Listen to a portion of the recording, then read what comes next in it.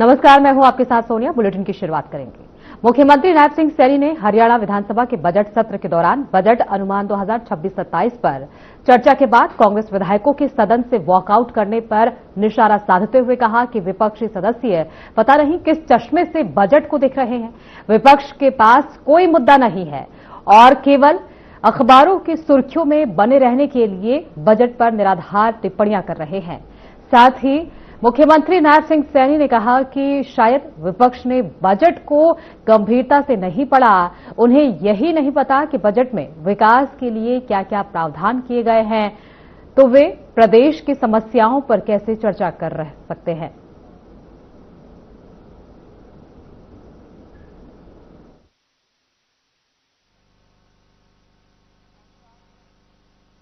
माननीय अध्यक्ष जी, मैं कांग्रेस के विपक्षी साथियों को कहना चाहूंगा कि जो अपने आप को नहीं संभाल सकते, जो अपने आप को नहीं संभाल सकते, वो घर को क्या संभालेंगे।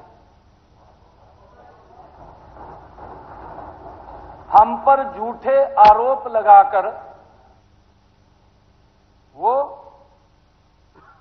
भाग जाते हैं। माननीय अध्यक्ष जी, क्योंकि कांग्रेस की विपक्ष की फितरत रही है कि आरोप लगाओ और भाग जाओ।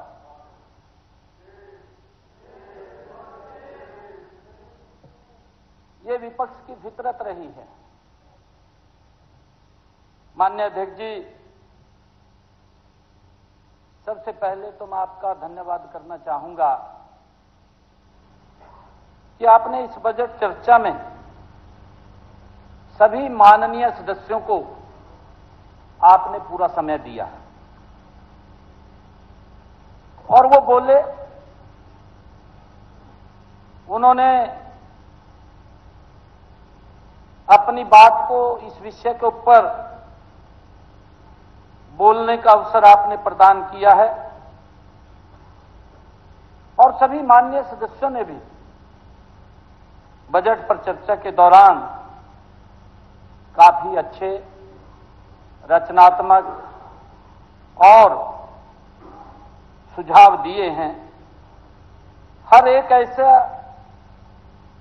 सुझाव का मैं स्वागत भी करता हूं माननीय अध्यक्ष जी, जो उन्होंने हरियाणा प्रदेश के हित में अच्छे सुझाव दिए हैं। परंतु कुछ विपक्षी साथियों ने बिना किसी तथ्य के केवल आलोचना के लिए खड़े होकर के आलोचना करी और भाग गए, सुनना भी पसंद नहीं कर रहे। माननीय अध्यक्ष जी, न तो 2 मार्च को मेरा बजट अभिभाषण उन्होंने सुना, गंभीरता से नहीं सुना, तो वो प्रदेश के विकास की कैसे, प्रदेश के समस्याओं की कैसे चर्चा कर सकते हैं। माननीय अध्यक्ष जी, जब उनको यही बजट के अंदर क्या क्या प्रावधान है, हरियाणा प्रदेश के विकास के लिए बजट खर्च होना है, उसको गंभीरता से ना लेना, माननीय अध्यक्ष जी, ये दुर्भाग्यपूर्ण है। यहां तक कि उन्होंने इसको पढ़ा तक भी नहीं है।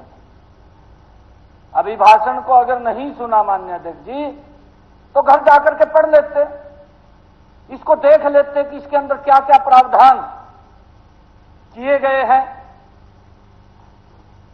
माननीय अध्यक्ष जी, बस जो आरोप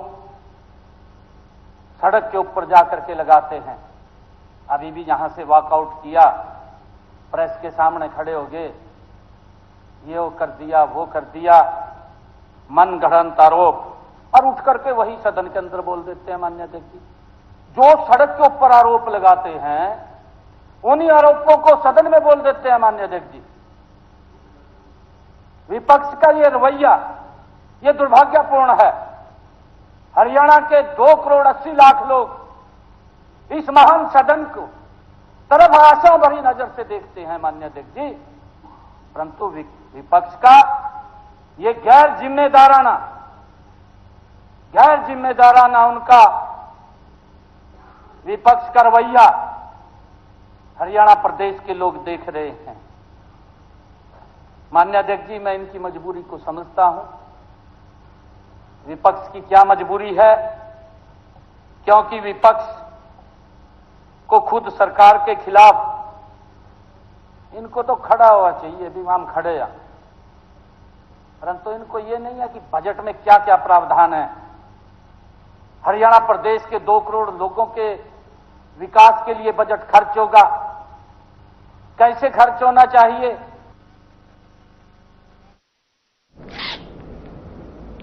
हरियाणा के मुख्यमंत्री नायब सिंह सैनी ने विधानसभा के बजट सत्र के दौरान विपक्ष के सवालों का जवाब देते हुए कहा कि ऑनलाइन खरीदारी की बढ़ती प्रवृत्ति से राज्य के छोटे दुकानदारों को कोई समस्या नहीं है। उन्होंने कहा कि प्रधानमंत्री नरेंद्र मोदी के नेतृत्व में भारत आज डिजिटल भुगतान के माध्यम से वैश्विक स्तर पर एक ताकत बन चुका है, जहां रेहड़ी फड़ी वाले भी यूपीआई पेमेंट का इस्तेमाल कर रहे हैं। मुख्यमंत्री ने विपक्ष पर निशाना साधते हुए कहा कि कांग्रेस को केवल इस बात की चिंता है कि पैसा ऑनलाइन क्यों जा रहा है, जबकि व्यापारियों को कोई परेशानी नहीं हो रही। के अंदर माननीय अध्यक्ष जी नरेंद्र मोदी जी के नेतृत्व में भारत वो शक्ति बनकर के उभरा है कि आज हमारा रेहड़ी पे सब्जी बेचने वाला व्यक्ति भी यूपीआई का उपयोग कर रहा है, ऑनलाइन ट्रांसफर कर रहा है, किसी को कोई दिक्कत नहीं है। और माननीय अध्यक्ष जी, मैं आपकी जानकारी में मैं माननीय सदस्य को बताना चाहता हूं कि कोरोना के काल में अगर किसी रेहड़ी फड़ी वाले को दिक्कत आई है, बिना ब्याज के 10,000 रुपए तक उसकी सहायता करने का काम ये नरेंद्र मोदी की सरकार ने किया है। किसी को कोई दिक्कत नहीं है। सिर्फ दिक्कत अगर माननीय अध्यक्ष जी किसी को है, कांग्रेस को दिक्कत है कि वो ऑनलाइन क्यों पैसा जा रहा है, सीधा आना चाहिए था, वो दिक्कत आपको है। हरियाणा के नेता विपक्ष भूपेंद्र सिंह हुड्डा कांग्रेस कार्यालय पहुंचे। उन्होंने धरने पर बैठे दोनों विधायकों गोकुल सेतिया और मंजू चौधरी को धरने से उठाया। उन्होंने कहा कि जिन लोगों के वोट क्रॉस हुए हैं उनके नाम आला कमान को भेज दिए गए हैं। पार्टी हाईकमान उनके खिलाफ एक्शन लेगी। गोकुल सेतिया और मंजू चौधरी को क्लीन चिट देते हुए भूपेंद्र सिंह हुड्डा ने कहा कि इनका वोट क्रॉस नहीं हुआ है।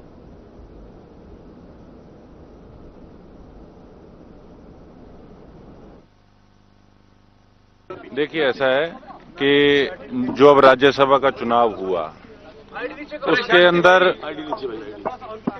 अंदर देखो, जो भारतीय जनता पार्टी की तरफ से इंडिपेंडेंट कैंडिडेट के लिए जो भी वो अपने वोटों के लिए जोर मार रहे थे, देखिए हर एमएलए ये सोचता है कि उनके इलाके का काम हो। एक सुई के अंदर से धागा निकालने वाली बात होगी थी, एक ऐसा चुनाव था। और खासकर मैं एक बात कहना चाहूंगा कि देखो, आज भी मैं अपनी बात पे कायम हूं। मैं कांग्रेस पार्टी का हिस्सा हूं। कांग्रेस पार्टी ने मुझे टिकट दिया, कांग्रेस पार्टी ने मुझे यहां तक पहुंचाने का काम किया। यह हमारा खुद का कार्यालय है, हमारी शान है।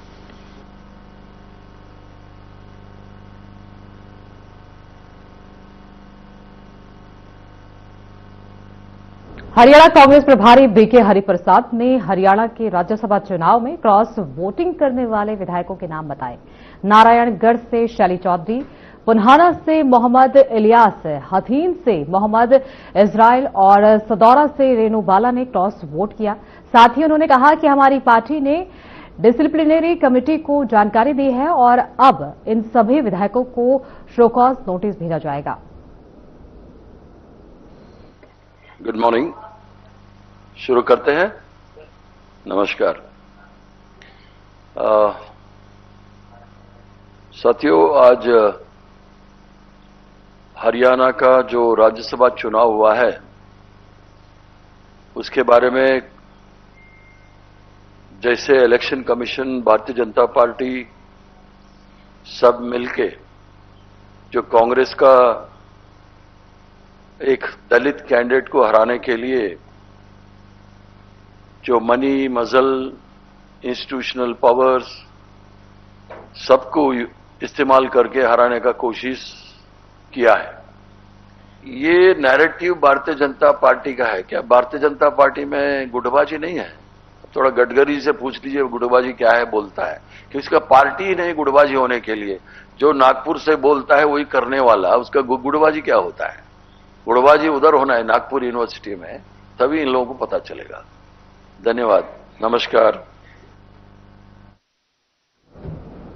फरीदाबाद के एसडीएम नगर इलाके से हैरान करने वाली घटना सामने आई है, जहां बदमाशों के हौसले बुलंद नजर आए। बता दें कि यहां कुछ लोगों ने घर में घुसकर एक युवक पर जानलेवा हमला कर दिया। तो वहीं इस दौरान हैरानी की बात ये रही कि हमला करने वाले युवक के ही रिश्तेदार बताए जा रहे हैं। तो वहीं ये घटना सीसीटीवी कैमरे में कैद हो गई, लेकिन पुलिस ने अभी तक घटना के संबंध में मामला दर्ज नहीं किया है। अब ये सीसीटीवी वीडियो सोशल मीडिया पर तेजी से वायरल हो रहा है, जिस पर पुलिस का कहना है कि शिकायत के आधार पर आरोपियों की पहचान कर आगे की कार्रवाई जारी की जाएगी।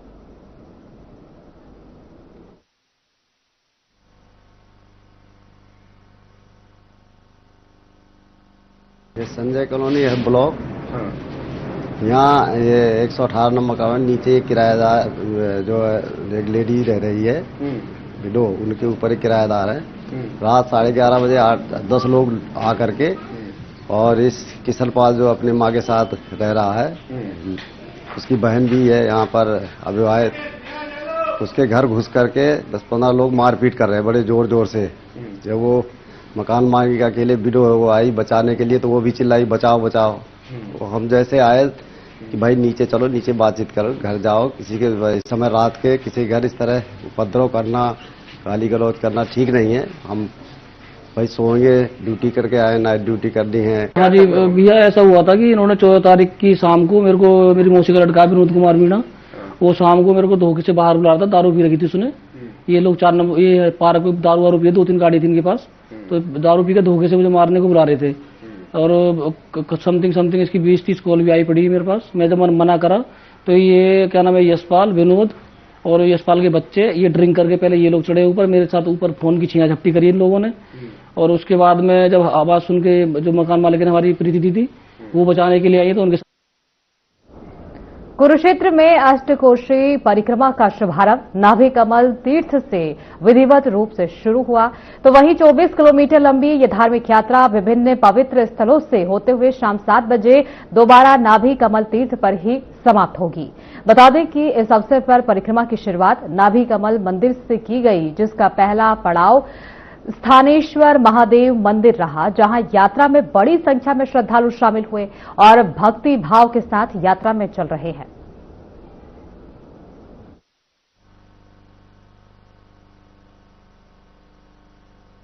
इस अष्टकोशी यात्रा में चल रहे हैं, और ये झांसा रोड का दूसरा जो सबसे प्राचीन पुल है, जो वो सरस्वती का जो सेतु है, उसके ऊपर आज हम खड़े हैं। ये बहुत सुंदर घाट यहाँ पर बना हुआ है, और आप, मुझे संपूर्ण विश्वास है कि आप सभी लोग इस यात्रा को शाम तक पूरा करेंगे। बोलो सरस्वती माता की।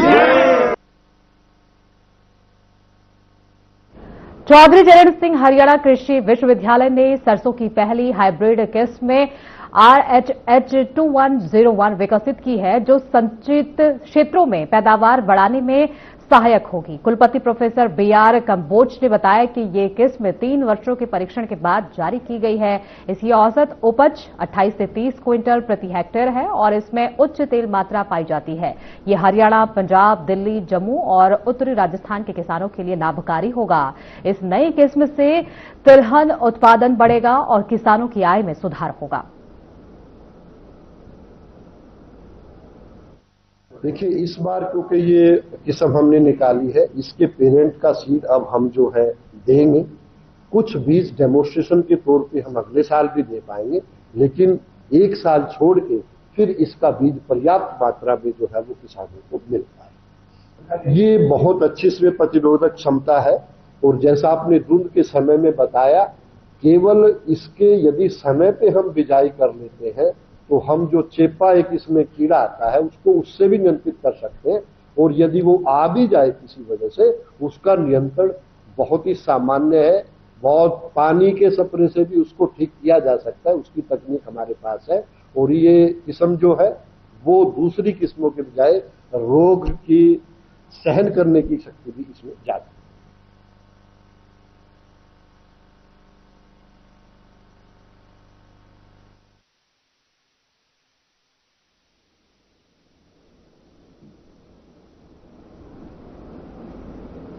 रेवाड़ी जिला खाद्य और आपूर्ति विभाग की टीम ने घरेलू गैस की कालाबाजारी पर बड़ी कार्रवाई करते हुए बावल क्षेत्र में छापेमारी कर करीब 3000 अवैध पेट्रोमिक्स सिलेंडर बरामद किए हैं। बता दें कि ये कार्रवाई कैलाश एंड सन्स के गोदाम पर की गई है, जहां लंबे समय से अवैध रूप से छोटे गैस सिलेंडरों का कारोबार चलाने की सूचना मिल रही थी, जिस पर जानकारी देते हुए खाद्य और आपूर्ति विभाग के एएफएसओ ने बताया कि सूचना के आधार पर विभाग के अधिकारी ग्राहक बनकर गोदाम पर पहुंचे और मौके की पुष्टि करने के बाद छापा मारा। जो हमारे डीएफएस साहब हैं नीतीश जी सिंगला और डीसी साहब के आदेश से जो कालाबाजारी चल रही है ना गैस की, उसको रोकने के लिए ये मुहिम चला रखी है, जिसमें हमारी एक टीम बनाई हुई है। टीम में मैं चेयरमैन हूँ, मेरे साथी इंस्पेक्टर हैं और सब इंस्पेक्टर हैं, वो टीम में शामिल है। तो हम सभी मिलके, सारी टीम मिलके पूरे रेवाड़ी जिला में जो कालाबाजारी चली हुई है इसकी गैस की, उसको रोकने के लिए लगे हुए हैं।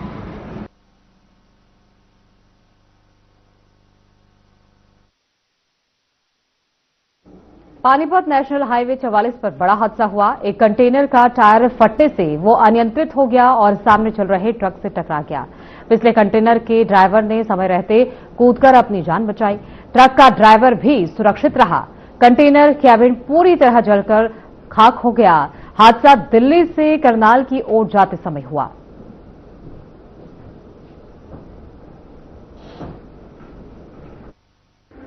ये अगले गाड़ी के टायर फट गए थे और ये पीछे जा रही थी, एकदम इसमें टक्कर लग गई और टक्कर लग कर आग लग गई और दोनों ड्राइवर सकुशल हैं, कोई जनहानि नहीं हुई और रोड खुलवा रहे हैं, सब ठीक चल रहा है। कितने बजे का है? कोई रात की बात है ये। क्या नाम है जी आपका? मैं SI क्रमवीर ट्रैफिक बाबरपुर पानीपत।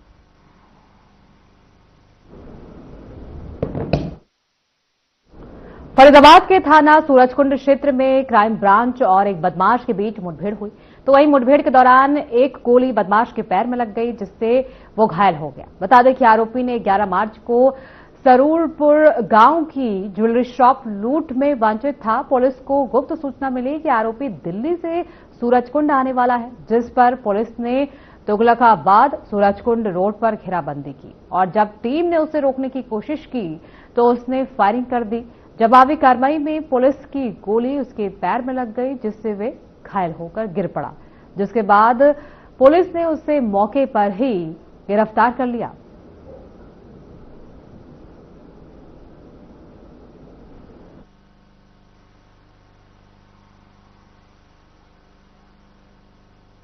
ज्वेलर्स के शॉप में, उसके संबंध में हमने 2 मुलजिम पकड़े हुए थे।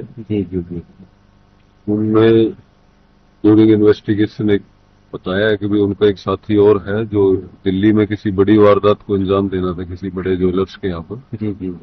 इनका आज प्रोग्राम था सुबह यहाँ पर मिलने का। ये थोड़ा आगे चल के शराब का ठेका है यहाँ पर। इस संबंध में हमें नाकाबंदी की थी। नाकाबंदी के दौरान तो ये जो तीसरा साथी इनका आया, इसने आने के बाद एक कोशिश की और उसी दौरान अचानक ही खड़ा होते ही पुलिस के ऊपर फायर कर दिया। फिर दूसरा फायर भी किया। हमने उसको रोकने के लिए भी काफी प्रयास किया, हवाई फायर भी मैंने किया, वो रुका नहीं और उसने दूसरा फायर दोबारा हमारी नहीं। हमारे मुलाजिम सभी सेफ है। हम नीचे हो गए थे जब उसने दोबारा फायर किया तो हम सभी बच गए। उसको एक गोली। क्या नाम था इसका? धर्मवीर और बाबूजी यादव। जुलाना कस्बे की पुरानी अनाज मंडी में व्यापारी सुशील तायल का अपहरण करने का प्रयास और रंगदारी मांगने का मामला सामने आया है। बता दें कि सुशील जब सुबह टहलने के लिए निकले तो एक सफेद कार में सवार 2 अज्ञात बदमाशों ने उनका अपहरण करने की कोशिश की। और मुंह पर कपड़ा डालकर उन्हें गाड़ी में बिठाने लगे। जब उन्होंने विरोध किया तो बदमाशों ने उन्हें जान से मारने की धमकी दी और फरार हो गए। घटना के बाद इलाके में सनसनी फैल गई और व्यापारियों में आक्रोश है। मिली सूचना के आधार पर पुलिस मामले की जांच के लिए आगे सीसीटीवी फुटेज खंगाल रही है।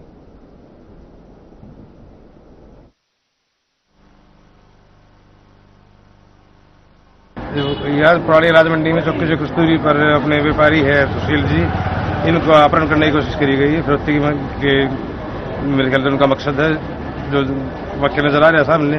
बहुत निंदनीय घटना है ये। इसमें कानून और पुलिस को जल्द से जल्द सख्त कार्रवाई करनी चाहिए और अपराधियों को जल्दी पकड़ना चाहिए। क्या नाम है आपका? संग्राम सिंह वकील। तो ये वारदात मेरे चाचा जी के साथ हुई है सुबह 6:18 पे। इधर से घूमने जाते थे, मतलब वहाँ पे इन्होंने पूरा गाड़ी है, व्हाइट रंग की गाड़ी है। तो 3 बदमाश उसमें, एक ड्राइवर था, 2 बंदी होते। उन्होंने गाड़ी के मेरे चाचा जी के पास गाड़ी रोके, उन्होंने चद्दर ढक के उन्होंने किडनैप करने की कोशिश की।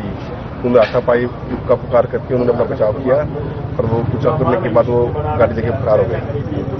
किस जगह घटना है ये पुरानी नाज में नहीं है। चौकी कितनी दूर है? चौकी 5 कदम दूर है। तो व्यापार करने में कितनी समस्या है? डर बैठा हुआ जी।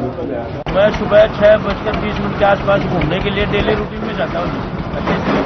के पास पार्क है, यहाँ घर से कुछ ही दूर पर पुलिस चौकी के पास गाड़ी आई, सफेद कोरा गाड़ी थी और 3 आदमी थे उसमें। एक ड्राइवर था, 2 गाड़ी से नीचे उतरते ही मेरे ऊपर कपड़ा डाल दिया, उठाने की कोशिश की। मैंने उनके साथ कुछ कपड़ा डाला था, हाथ के साथ ढकने नहीं दिया, कोशिश करी, मशीन थी थोड़ी, बचाओ बचाओ की आवाज़ लगाई। उन्होंने कोशिश करी मेरे उठाने गाड़ी में डालने की, फिर मैं गिर गया। गिरने तुरंत बाद में फिर वो उन्होंने कुछ महसूस हुआ, डर गया होंगे शायद, धमकी दे के चले गए और फिर वो गाड़ी में बैठ कर चले गए। सुबह मॉर्निंग वॉक के लिए गए थे, सुशील जी हैं उनके साथ गाड़ी में बैठे थे 3 नौजवान लड़के। उनसे सीमावर्ती करी और जबरदस्ती गाड़ी में बैठाने की कोशिश करने बारे बताया। इस पर FIR दर्ज करके और जांच शुरू कर दी गई। सारी टीमें लगी हुई है, चाहिए टीम, थाने की टीम और चौकी की टीम, सारी CCTV कैमरा को मारा जा रहा है।